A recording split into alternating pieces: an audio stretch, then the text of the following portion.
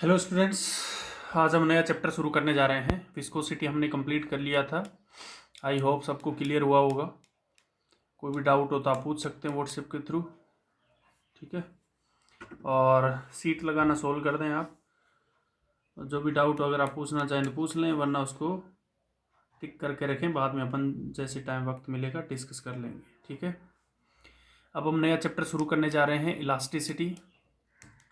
Again viscosity थोड़ा बड़ा chapter है, आसान चैप्टर है, समझ आने वाला चैप्टर है, काम का चैप्टर है। शुरू करते हैं इलास्टिसिटी। इलास्टिसिटी क्या होता है आपने ये सुना भी होगा 9th-10th क्लास में। इलास्टिसिटी की डेफिनेशन लिखी, it is the property of material, ये मटेरियल की प्रॉपर्टी होती है, by virtue of which it tries to regain its original configuration when the following force are removed. अगर आपने किसी बॉडी पर फोर्स लगाया, ठीक है, और उसको आपने फोर्स मान लो कंप्रेस किया, किसी बॉडी को आपने फोर्स लगा के क्या किया, कंप्रेस किया। फोर्स को हटाने के बाद अगर वो अपना ओरिजिनल शेप गेन कर जाए तो इसी को क्या कहते हैं, इलास्टिसिटी कहते हैं। क्या कहते हैं, इलास्टिसिटी कहते हैं। समझ आई चीज़। रीजन ऑफ इलास्टिसिटी क्या होता है, मान लो हमें पता है कि कोई भी मटेरियल को अगर अपन कंप्रेस करेंगे किसी एक्सटर्नल फोर्स की वजह से, तो उस मटेरियल के अंदर बहुत सारे एटम या पार्टिकल्स होंगे, बहुत सारे पार्टिकल होंगे। पार्टिकल होंगे तो पार्टिकल को अपन अगर किसी बॉडी के अंदर बहुत सारे पार्टिकल होंगे, अगर अपन एक्सटर्नल फोर्स लगा रहे हैं तो पार्टिकल पास पास आएंगे फोर्स की वजह से। यानी आप ये मान सकते हैं कि जो पार्टिकल्स है वो स्प्रिंग की तरह, यानी पार्टिकल के जो बॉन्ड हैं, बॉन्ड बने होंगे, वो पार्टिकल जो बॉन्ड है वो स्प्रिंग की तरह बिहेव करेंगे। यानी अपन ने एक्सटर्नल फोर्स लगाया स्प्रिंग की तरह कंप्रेस हो जाएंगे, एक्सटर्नल फोर्स लगाया तो वो एक्सटेंड हो जाएंगे स्प्रिंग की तरह। समझ आई चीज़। तो वो ऊपर नीचे कंप्रेस और एक्सटेंशन होता रहता है, उसकी वजह से किसी बॉडी खिंच जाती है और कोई बॉडी कंप्रेस हो जाती है। समझ आई चीज़ें। ये बॉडी का मैंने बताया। अब उसका एक पोटेंशियल एनर्जी का डिस्टेंस के साथ, जो बॉन्ड दो पार्टिकल है, दो एटम है या दो पार्टिकल, उनके बीच का सेपरेशन आर है, तो इनके बीच में कोई ना कोई पोटेंशियल एनर्जी भी डिफाइन होगी। उस पोटेंशियल एनर्जी का जो फंक्शन निकल के आता है वो ये निकल के आता है, U equal to 1/r⁶ minus 1/r�7। ठीक है, ये आप केमिस्ट्री में पढ़ते हैं, शायद केमिकल बॉन्डिंग या एटॉमिक स्ट्रक्चर किसी में पढ़ते हैं, वहाँ पे आपको और ज़्यादा क्लियरिटी होगी। अब क्या होता है कि हमें पता है प्रत्येक बॉडी क्या चाहती है कि मिनिमम पोटेंशियल एनर्जी चाहती है। प्रत्येक चीज़ इस दुनिया में स्टेबिलिटी चाहती है, और स्टेबिलिटी होने के लिए पोटेंशियल एनर्जी मिनिमम होनी चाहिए। समझ आई चीज़ें। इस चीज़ का ध्यान रखें अगर आपको पता नहीं हो तो। प्रत्येक चीज़ इस दुनिया में स्टेबिलिटी चाहती है और स्टेबिलिटी के लिए पोटेंशियल एनर्जी को मिनिमम होना पड़ता है। तो पहले पार्टिकल यहाँ पर था, एक पार्टिकल पकड़ते, पहले पार्टिकल क्या था, यहाँ पर था। अपन ने मान लो कोई एक्सटर्नल फोर्स लगाया, क्या लगाया, कोई एक्सटर्नल फोर्स लगाया, कंप्रेस किया बॉडी को। कंप्रेस करेंगे तो पोटेंशियल, जैसे अपन ने कंप्रेस किया तो उसमें फोर्स लगाया तो पार्टिकल पास पास आने लगे, तो उनके बीच में क्या होगा, कंप्रेशन होगा तो ये पोटेंशियल एनर्जी बढ़ जाएगी। पार्टिकल पास पास आ गए तो सेपरेशन कम हो गया, देखो सेपरेशन कम हुआ तो पोटेंशियल एनर्जी क्या हो गई, बढ़ गई। इस फंक्शन से देखिए, ठीक है, पोटेंशियल एनर्जी बढ़ गई, यानी ये पार्टिकल जो है ये ऊपर चले जाएंगे कहीं पे। यहाँ से पोटेंशियल एनर्जी बढ़ी तो ऊपर जाएंगे कहीं पे। तो मान लो यहाँ पे आ गया पार्टिकल कहाँ आ गया, यहाँ पर आ गया, तो इसकी पोटेंशियल एनर्जी बढ़ गई। अब पार्टिकल पोटेंशियल एनर्जी बढ़ गई और प्रत्येक चीज़ चाहती है कि पोटेंशियल एनर्जी मिनिमम हो, कम से कम हो, इसलिए पार्टिकल भाग के, जैसे अपन ने फोर्स को रिमूव किया, पार्टिकल भाग के वापस उसी पोजीशन पे आना चाहता है। यही इलास्टिसिटी का रीजन है।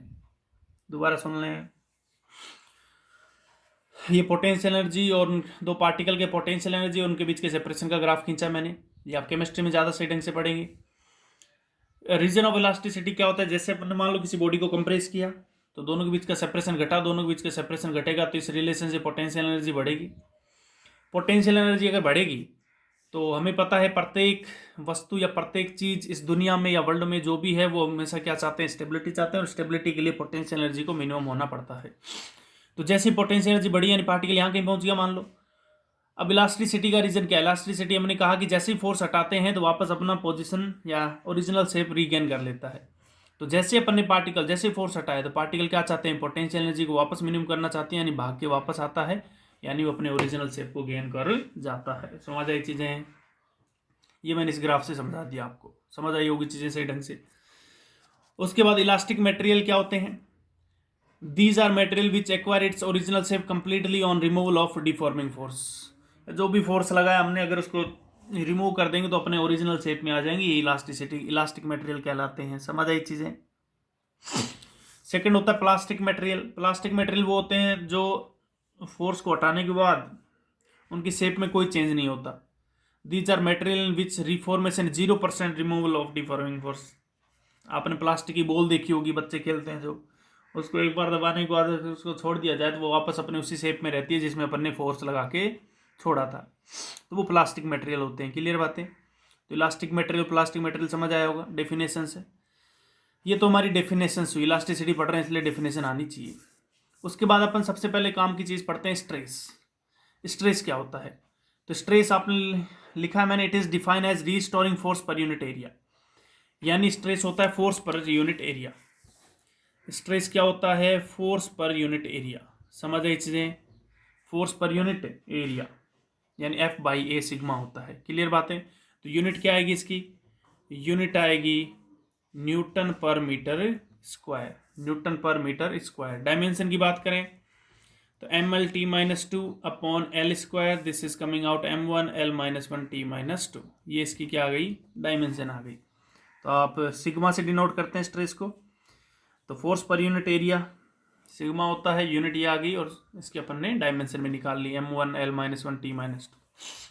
तो elastic material and plastic material की डेफिनेशन है। आपको समझ आया होगा। आप इसको नोट कर लें अपने नोट्स में। It have 3 types. स्ट्रेस जो होता है 3 प्रकार का होता है। स्ट्रेस जो होता है 3 प्रकार का होता है। फर्स्ट इज नॉर्मल या लॉन्गिट्यूडनल स्ट्रेस। नॉर्मल या लॉन्गिट्यूडनल। नॉर्मल का मतलब परपेंडिकुलर। सेकंड इज सीयर या टेंजेंशियल स्ट्रेस। सीयर का मतलब टेंजेंशियल होता है, तो टेंजेंशियल भी लिखा हुआ सकता है, सीयर भी आ सकता है। तो सीयर या टेंजेंशियल स्ट्रेस, ये सरफेस के टेंजेंशियल लगता है, टेंजेंट के लॉन्ग लगता है, यानी पैरेलल लगता है। थर्ड होता है bulk stress.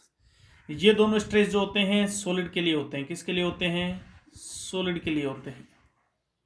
First and second both are for solid. और ये होता है लिक्विड एंड गैसेस के लिए। लिक्विड या गैसेस के लिए होता है बल्क स्ट्रेस। समझ आई चीजें। ये दोनों सॉलिड के लिए, और ये होता है लिक्विड एंड गैसेस के लिए। समझ आई चीजें। जैसे कि ये कोई बॉडी है, मान लो इधर से दीवार से हमने फिक्स कर रखी है किसी, मान लो रबड़ है, रबड़ खींच के देखा होगा आपने। इधर से मान लो रबड़ को बांध दिया मैंने, और इधर से मैं कोई एक्सटर्नल फोर्स लगा के खींच रहा हूँ। तो ये जो एक्सटर्नल फोर्स लगाया है, हमें पता है कि उतना का उतना फोर्स अंदर की तरफ डेवलप हो जाएगा। क्यों हो जाएगा? क्योंकि अपन ने जैसे ही बॉडी को छोड़ना है तो वापस भाग के अपने उसी शेप में चली जाएगी। अगर अंदर कोई फोर्स डेवलप नहीं होता, इसका मतलब हमने बाहर की तरफ एक्सटर्नल फोर्स लगा के छोड़ा है। एक्सटर्नल फोर्स लगा दिया, इसका मतलब एक्सेलेरेशन आ गया। एक्सेलेरेशन आ गया तो वेलोसिटी आएगी, वेलोसिटी इंक्रीज होगी, तो ये इसका लेंथ बढ़ता ही चला जाना चाहिए। ऐसा होता नहीं है। इसका मतलब ये हुआ कि एक्सटर्नल फोर्स जितना लगा है उतना उतना अंदर की तरफ एक फोर्स डेवलप हो जाता है। उसे एफ रीस्टोरिंग कहते हैं। F restoring. रीस्टोरिंग क्यों कहते हैं? क्योंकि वो उसी ओरिजिनल शेप में लाना चाहता है। यानी ओरिजिनल शेप में लाने का काम कौन करता है? रीस्टोरिंग फोर्स करता है। तो यहाँ पे हमें पता चला कि जो मेन डेफिनेशन होती है स्ट्रेस की, मेन डेफिनेशन होती है वो एफ रीस्टोरिंग बाई ए होता है। रीस्टोरिंग फोर्स बाई ए होता है। किस्मत से एक्सटर्नल और रीस्टोरिंग इक्वल होते हैं, इसलिए अपन सीधा एफ बाई ए लिख देते हैं। समझ आई चीजें। अगर कोई डेफिनेशन पूछे तो सिग्मा क्या होता है? Restoring force per unit area. ठीक। बट रीस्टोरिंग एफ एक्सटर्नल के इक्वल होता है, इसलिए हम इस पे ध्यान नहीं देते, सीधा लिख देते हैं sigma equal to F by A. लेकिन पता होना चाहिए। समझ आई चीजें। यहाँ तक कोई दिक्कत नहीं होनी चाहिए। यानी स्ट्रेस का फॉर्मूला निकल के आया force per unit area. Force कौन सा होता है? रीस्टोरिंग फोर्स होता है। इस चीज का ध्यान रखें। और रीस्टोरिंग एक्सटर्नल फोर्स के इक्वल ही होता है, इस बात का भी ध्यान रखें। समझ आई चीजें। क्लियर है बात। उसके बाद बात करें तो सबसे पहले आता है नॉर्मल स्ट्रेस। नॉर्मल स्ट्रेस का मतलब परपेंडिकुलर। नॉर्मल का मतलब भी क्या होता है? परपेंडिकुलर होता है। तो नॉर्मल स्ट्रेस का मतलब हुआ परपेंडिकुलर फोर्स अपॉन एरिया। यानी सरफेस की जो परपेंडिकुलर फोर्स लगेगा वो बटा एरिया। यानी perpendicular force per unit area क्या होता है? नॉर्मल स्ट्रेस होता है या लॉन्गिट्यूडनल स्ट्रेस होता है। ठीक। जैसे कोई बॉडी है, इसके ऊपर मैंने एक फोर्स लगाया किसी एंगल थीटा पे। ये जो फोर्स लगा रहा हूं, ये किसी एंगल थीटा पे फोर्स लगाया मैंने। ठीक। और ये सरफेस है हमारी जिसका एरिया ए मान रहा हूं मैं। ये सरफेस है जिसका एरिया कितना है? ए है। तो एफ का इधर की तरफ कंपोनेंट एफ कॉस थीटा और एफ का इधर की तरफ कंपोनेंट एफ साइन थीटा आएगा। समझ आई चीजें? एफ का इधर की तरफ कंपोनेंट एफ कॉस थीटा और इधर की तरफ आएगा एफ साइन थीटा। इसमें किसी को कोई दिक्कत नहीं होनी चाहिए। लेकिन नॉर्मल स्ट्रेस क्या होता है? Normal stress is F perpendicular upon area. तो एफ परपेंडिकुलर कितना निकल के आएगा भैया? एफ परपेंडिकुलर निकल के आएगा F cos theta. F perpendicular कितना निकल के आएगा? F cos theta. समझ आई इससे? तो नॉर्मल स्ट्रेस कितना आ जाएगा? F cos theta by area. इसमें कोई दिक्कत नहीं होनी चाहिए। शियर स्ट्रेस का मतलब टेंजेंशियल स्ट्रेस, यानी सरफेस के जो टेंजेंशियल फोर्स लग रहा है वो इसमें कितने स्ट्रेस डेवलप कर रहा है, वो शियर स्ट्रेस कहलाती है। तो टेंजेंशियल स्ट्रेस को सिग्मा टी से लिखते हैं इक्वल टू सरफेस ये है, तो सरफेस के टेंजेंशियल फोर्स कौन सा है? एफ का ये वाला कंपोनेंट यानी F sine theta. Sigma tangential आ गया F sine theta by area. कोई बड़ी बात नहीं है। नॉर्मल स्ट्रेस यानी सरफेस के नॉर्मल फोर्स, और शियर स्ट्रेस का मतलब सरफेस के टेंजेंशियल या पैरेलल फोर्स। ठीक, उसके बाद बात करते हैं बल्क स्ट्रेस। बल्क स्ट्रेस मैंने बताया था लिक्विड या गैसेस के लिए लगता है। तो आपने किसी, मान लो किसी वस्तु को किसी लिक्विड में डाला, तो हमें पता है कि जब किसी वस्तु को लिक्विड में डालते हैं तो प्रेशर वस्तु नीचे की तरफ जाएगी, तो प्रेशर में चेंज आएगा। तो बाहर की तरफ तो हमें पता है एटमॉस्फेरिक प्रेशर होता है, अंदर की तरफ लिक्विड की वजह से कोई प्रेशर पी नॉट मान लेते हैं। तो इन दोनों का जो प्रेशर चेंज है P ATM minus P not, वही क्या कहलाता है? बल्क स्ट्रेस कहलाता है। प्रेशर का चेंज ही क्या कहलाता है? बल्क स्ट्रेस कहलाता है। समझ आई चीजें? यानी डेल्टा पी यानी change in pressure. Bulk stress क्या होता है? Change in pressure. ऐसा कैसे आया? देखें, हम पढ़ रहे हैं कि बल्क स्ट्रेस को मान लो सिग्मा बी लिख दें, फोर्स अपॉन एरिया होता है। इसकी डेफिनेशन पढ़ी हमने, स्ट्रेस की डेफिनेशन पढ़ी, फोर्स अपॉन एरिया। लेकिन फोर्स अपॉन एरिया लिक्विड के लिए तो प्रेशर ही होता है भाई साहब। फोर्स अपॉन एरिया को प्रेशर भी तो लिखते हैं, तो इसलिए लिक्विड के लिए ध्यान रखें फोर्स अपॉन एरिया प्रेशर भी होता है। तो अपन ने ये स्ट्रेस नाम क्यों पढ़ा? सॉलिड के लिए स्ट्रेस पढ़ते हैं और लिक्विड के लिए प्रेशर पढ़ते हैं, ध्यान रखें। समझ ऐसे? इसलिए मैंने लिक्विड के लिए सीधा लिख दिया प्रेशर। बट ये चेंज इन प्रेशर क्यों आया? क्योंकि बाहर की तरफ प्रेशर अलग है और अंदर की तरफ प्रेशर अलग है, इसलिए आएगा चेंज इन प्रेशर। समझ आई चीजें? यहां तक किसी को दिक्कत नहीं होनी चाहिए। दोबारा सुन लें, नॉर्मल स्ट्रेस या लॉन्गिट्यूडनल स्ट्रेस का मतलब है F perpendicular by area. Shear stress या टेंजेंशियल स्ट्रेस या पैरेलल स्ट्रेस का मतलब है sigma parallel force upon area. और बल्क स्ट्रेस का मतलब चेंज इन प्रेशर होता है। कोई दिक्कत? समझ आई चीजें? इस चीज़ में कोई दिक्कत नहीं होनी चाहिए। इसके बाद एक क्वेश्चन लिया मैंने, थोड़ा बढ़िया लेवल का क्वेश्चन है। एक बॉडी ली मैंने, एक सिलेंडर मान लो जिसके दोनों तरफ एफ फोर्स लगाया, ठीक। और इस सिलेंडर को मैंने इस तरह से काट दिया, सिलेंडर को मैंने इस तरह से, ये जो लाइन खींची हुई इस तरह से कट मारा है वर्टिकल के साथ थीटा एंगल पे। अब आपको बताना है कि ये जो कट मारा है ये सरफेस ऐसा कुछ हो जाएगा। इस सरफेस पे लगने वाला टेंजेंशियल और नॉर्मल स्ट्रेस बताना है, टेंजेंशियल या नॉर्मल स्ट्रेस बताना है। समझ लीजिए, अगर आपसे पूछ लिया जाता इस सरफेस पे बताइए, तो इस सरफेस के तो परपेंडिकुलर फोर्स ही है, और इसका एरिया अगर ए मान लिया जाए तो सिग्मा, इस सरफेस पे लगने वाला सिग्मा तो आ जाता है एफ बाई ए। ये कौन सा आता है? नॉर्मल। टेंजेंशियल जीरो हो जाता, क्योंकि परपेंडिकुलर फोर्स एफ है, टेंजेंशियल फोर्स जीरो है। लेकिन ये कह रहे सरफेस को इस तरह काट दिया जाए, उसके बाद बताओ, तो इस सरफेस को अगर इस तरह काट दिया जाए, एरिया सरफेस ए इसका है तो इसका भी ए होगा, इसका भी ए होगा, इसका भी, पूरी बाउंड्री का ए एरिया है। तो इसको मैंने अलग से बनाया, इस पूरी बाउंड्री को, इस ये जो ट्राइंगल दिख रहा है, ये जो ट्राइंगल दिख रहा है इसको मैंने अलग से बनाया। अगर इसका एरिया ए है, ये वाला एरिया ए है, तो ये वाला एरिया कितना होगा? ये थीटा है तो ये परपेंडिकुलर बेस और हाइपोटेनस बड़ा होना चाहिए, या ट्राइंगल की प्रॉपर्टी लगाई तो ये आ गया ए बाई कॉस थीटा। कितना आ गया? ए बाई कॉस थीटा। तो इस, ये अगर एरिया ए है तो इस सरफेस का एरिया आएगा ए बाई कॉस थीटा। समझ आई चीजें? ये आप निकाल सकते हैं आसानी से, ट्राइंगल लॉ लगा, या cos theta equal to this by this करके। समझ आई चीजें? अब ये सरफेस ये सरफेस हमें पता है इस तरह की कटेगी, सर्कुलर टाइप की कटेगी, तो सरफेस को अलग से बनाया मैंने। ये एंगल अगर थीटा है, ये वाला एंगल थीटा है भाई साहब, ये वाला, ये जो दिख रहा है ये एंगल थीटा है, तो हमें पता है ये वाला एंगल भी थीटा निकल के आएगा। कैसे? ये इसके परपेंडिकुलर एक लाइन खींची मैंने, ये थीटा, ये 90 है, तो हमें तो ये लाइन देखो, ये एरिया, ये फोर्स एफ है, इधर लग रहा है फोर्स एफ, इस पे एफ फोर्स लग रहा है, तो इधर भी एफ फोर्स लग रहा है। ये एंगल 90, ये थीटा था तो ये एंगल 90 माइनस थीटा था, तो ये एंगल निकल के आ गया थीटा। समझ इसे?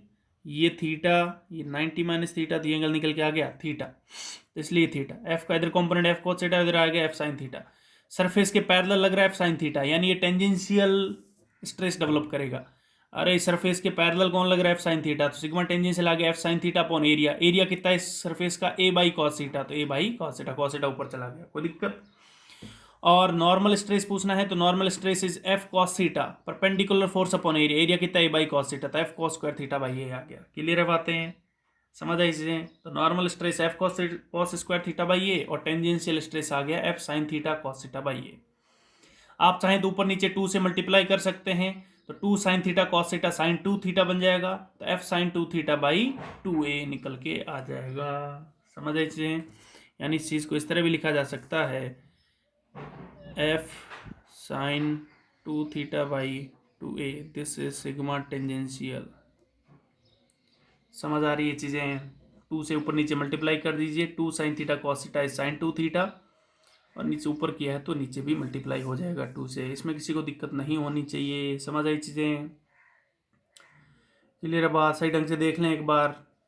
ये मैंने स्ट्रेस के बारे में बात करी, इस चैप्टर में स्ट्रेस और स्ट्रेन का ही खेल चलेगा। स्ट्रेन के बारे में बात करते हैं। तो 3 प्रकार का स्ट्रेस होता है, normal, tangential and bulk. Normal and tangential solid के लिए होते हैं, और बल्क स्ट्रेस किसके लिए होता है, लिक्विड के लिए होता है। नॉर्मल का मतलब परपेंडिकुलर, किसके परपेंडिकुलर, सरफेस के, तो उसका फॉर्मूला होता है एफ परपेंडिकुलर बाई ए, इसका होता है F parallel by A. Shear stress क्या होती है, एफ पैरेलल बाई ए लिख सकते हैं आप, लिखना चाहें तो F parallel by A, parallel का साइन ये होता है 2 लाइन खींच के, ठीक है, एफ पैरेलल बाई ए। और बल्क स्ट्रेस होता है चेंज इन प्रेशर, बाहर का प्रेशर माइनस अंदर का प्रेशर। समझ आ रही है चीजें।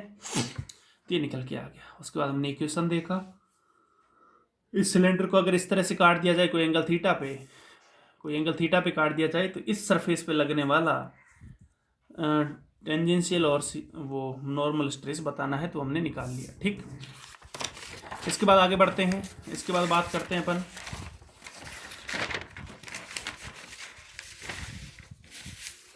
स्ट्रेन के बारे में। एक नई क्वांटिटी डिफाइन करते हैं, स्ट्रेन। स्ट्रेस के बारे में देखा, आप स्ट्रेन देख रहे हैं। स्ट्रेन होता है change in configuration upon original configuration. हमें पता है, अगर अपन कोई सी बॉडी पे, जैसे रबड़ पे है, अपन ने फोर्स लगाया, किसी रबड़ जान रहे हैं आप, पतले वाला जो रबड़ होता है, इस पर अगर उसको तोड़ के एक साइड से पकड़ लिया जाए, एक साइड से फिक्स कर दिया जाए और एक साइड से खींचा जाए, तो क्या होगा, उसकी लेंथ बढ़ती चली जाएगी जब तक खींचेंगे। तो हमें पता है फोर्स की वजह से लेंथ भी, या उसे कॉन्फ़िगरेशन कह सकते हैं, उसकी लेंथ को भी चेंज करा जा सकता है। तो स्ट्रेन क्या होता है, change in configuration upon original configuration. यानी उसकी लेंथ पहले एल थी और मान लो चेंज इन लेंथ एक्स हुआ, तो x by L is the strain. समझ लीजिए। तो देखते हैं अभी, strain change in configuration upon original configuration, ये इसकी डेफिनेशन है, ध्यान रखें। इट हैव 3 टाइप्स, 3 प्रकार का होता है भाई साहब। पहला नॉर्मल स्ट्रेन। नॉर्मल स्ट्रेन का मतलब वही अगेन कि सरफेस, ये सरफेस है हमारी, इसके परपेंडिकुलर फोर्स लगा के खींच रहे हैं। तो परपेंडिकुलर फोर्स, अब व्यार फोर्स नहीं दिखाएंगे क्योंकि व्यार फोर्स का कोई काम नहीं है, बस इतना बता दिया मैंने। इस सरफेस जैसे रबड़ है, उसको पकड़ के खींच रहे हैं सरफेस, तो उसके परपेंडिकुलर लगा रहे हैं, सरफेस के, लेंथ के परपेंडिकुलर नहीं, सरफेस के, एरिया के। तो नॉर्मल स्ट्रेन निकल के आता है change in length upon original length. मान लो ये फोर्स लगा के खींचा और उसके लेंथ में चेंज आ गया डेल्टा एल, और ओरिजिनल लेंथ उसकी एल थी, तो नॉर्मल स्ट्रेन क्या आएगा, change in length upon original length, यानी डेल्टा एल बाई एल। समझ आई चीजें। यूनिटलेस क्वांटिटी है, ध्यान रखें, यूनिटलेस एंड डायमेंशनलेस। यूनिटलेस है, कैसे पता चला, चेंज इन कॉन्फ़िगरेशन, या यहाँ से देख लो, ऊपर भी लेंथ आ रहा है नीचे भी लेंथ, ये भी मीटर कैंसिल आउट हो गया। डायमेंशन जब यूनिट ही नहीं है तो डायमेंशन भी नहीं होगी। समझ आ रही है। तो change in length upon original length normal strain, unitless and dimensionless, इस चीज का ध्यान रखें। यूनिटलेस एंड डायमेंशनलेस क्वांटिटी होती है स्ट्रेन। ठीक, तो नॉर्मल स्ट्रेन होता है change in length upon original length, ध्यान रखें। ठीक, उसके बाद शियर स्ट्रेन 3 प्रकार का होता है, ये भी नॉर्मल, शियर एंड बल्क, जो नाम उसके थे वो नाम इसके भी होते हैं। शियर स्ट्रेन, शियर स्ट्रेन में अपन ने शियर स्ट्रेस में देखा फोर्स कैसे लगता था, फोर्स लगता था टेंजेंशियल। शियर स्ट्रेन में क्या होगा कि टेंजेंशियल चेंज आएगा। जैसे ही कोई बॉडी थी, मैंने एक परपेंडिकुलर फोर्स लगाया सरफेस के, तो परपेंडिकुलर फोर्स लगाया, तो मान लो बॉडी यहां से हिली नहीं, यहां से ये बॉडी शिफ्ट होकर ऐसे हो गई। जैसे अपन किसी प्लास्टिक की बॉल धक्का देते हैं तो उसका शेप चेंज हो जाता है ना, इस तरह से शिफ्ट हो गई। समझ आई चीजें, इस तरह शिफ्ट हो गई, तो इसके अंदर जो ये एंगल निकल के आया tan फाइव। मान लेते हैं x शिफ्ट हुआ और इसकी हाइट h थी, ये जो भी क्यूब था या वर्ग स्क्वायर था उसकी हाइट h थी और जो चेंज हुआ वो x हुआ, तो tan फाइव कितना निकल के आएगा x/h। फाइव यहाँ पे बहुत स्मॉल है, very small angle, five is very small angle, तो फाइव इक्वल टू कितना हो गया x/h। समझ अच्छे, फाइव इक्वल टू x/h। इस फाइव को ही क्या कहते हैं, शियर स्ट्रेन कहते हैं। फाइव को ही क्या कहते हैं, शियर स्ट्रेन कहते हैं। क्लियर बातें हैं, समझ आई चीजें। उसके बाद बात करें बल्क स्ट्रेन और वॉल्यूमेट्रिक स्ट्रेन, यानी किसी बॉल को अगर लिक्विड के अंदर डाला है तो लिक्विड ने प्रेशर जनरेट किया होगा, प्रेशर जनरेट करके और उस जो भी लिक्विड बॉल डाली गई उसका वॉल्यूम कम कर दिया होगा। समझ आई चीजें।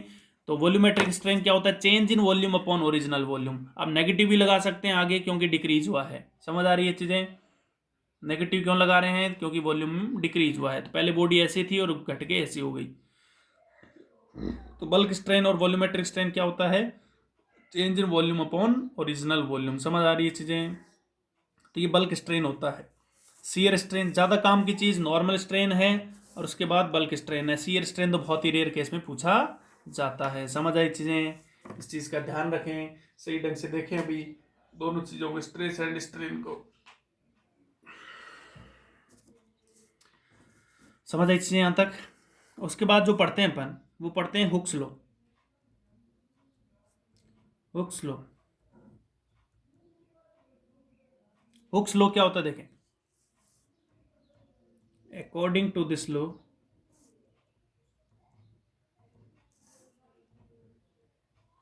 according to this law, stress is directly proportional. According to this law, stress is directly proportional to strain. According to this law, stress is directly proportional to strain. समझ आई इससे। इन इलास्टिक लिमिट, इन elastic limit का in elastic यानी elastic limit के अंदर, यानी अपन एक limit तक खींचे, एक लिमिट के बाद तो रबड़ भी टूट जाएगा। समझ आ रही चीज। तो अपन इलास्टिक लिमिट के अंदर बात कर रहे हैं, टूटने तक की बात नहीं कर रहे। According to this law, stress is directly proportional to strain in elastic limit. ठीक, यानी stress is proportional to strain. समझ आई चीजें, इस चीज का ध्यान रखें। ये हुक्स लॉ है, stress is proportional to strain. समझ आई चीजें, stress is proportional to strain. जैसे ही अपन ने प्रोपोर्शनलिटी साइन हटाया तो हमें पता है कोई ना कोई साइन तो लगाना पड़ेगा, कोई ना कोई कांस्टेंट आएगा। तो यहाँ पे ई आता है, ई इंटू स्ट्रेन, स्ट्रेस बराबर ई इंटू स्ट्रेन। यहाँ पे ई जो होता है इसको कहते हैं modulus of elasticity, modulus of elasticity. समझ आइए, ई को क्या कहते हैं, मॉड्यूलस ऑफ इलास्टिसिटी। समझ आइए, इसको कहते हैं मॉड्यूलस ऑफ इलास्टिसिटी। क्लियर बातें। तो हुक्स लॉ क्या है, according to this law stress is directly proportional to strain in elastic limit.